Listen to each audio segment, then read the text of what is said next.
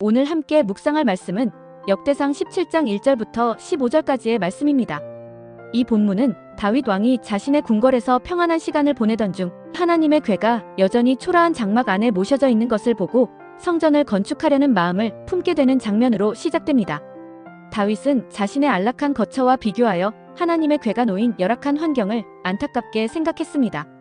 그는 곧바로 선지자 나단에게 자신의 생각을 이야기했고, 나단은 다윗의 진심을 알아주고 그의 마음을 지지하며 성전 건축을 적극적으로 격려했습니다. 다윗은 나단의 지지에 힘입어 성전 건축을 위한 구체적인 계획을 세우기 시작했습니다. 그러나 그날 밤 하나님께서는 선지자 나단에게 나타나 다윗의 성전 건축 계획에 대한 반대 의사를 분명히 밝히셨습니다.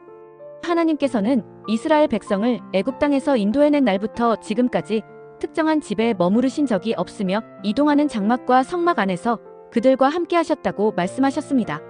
하나님께서는 다윗에게 성전을 짓는 것보다 훨씬 더 중요하고 의미 있는 계획, 즉 다윗의 집을 굳건히 세우고 그의 왕국을 영원히 견고하게 할 것이라는 약속을 주셨습니다. 이것이 바로 그 유명한 다윗 언약입니다. 하나님께서는 다윗의 후손을 통해 영원한 왕국을 세우실 것이며 그의 왕위는 영원히 견고하게 이어질 것이라고 약속하셨습니다. 이 놀라운 약속은 궁극적으로 예수 그리스도에 대한 예언으로 해석됩니다. 예수 그리스도께서 다윗의 혈통을 통해 오셔서 영원한 하나님의 나라를 세우실 것이라는 예언입니다.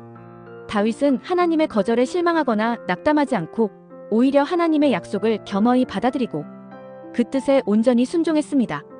다윗의 이러한 성숙하고 겸손한 태도는 우리에게 매우 중요한 교훈을 줍니다. 때로는 우리의 생각과 하나님의 생각이 다를 수 있다는 것을 인정해야 합니다.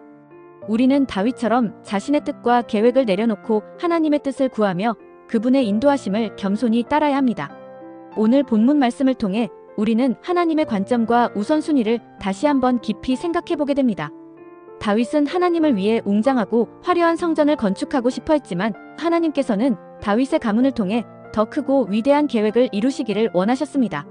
하나님께서는 보이는 건물이 아닌 사람과의 관계, 즉 다윗의 집을 세우는 것에 훨씬 더 큰 가치를 두셨습니다.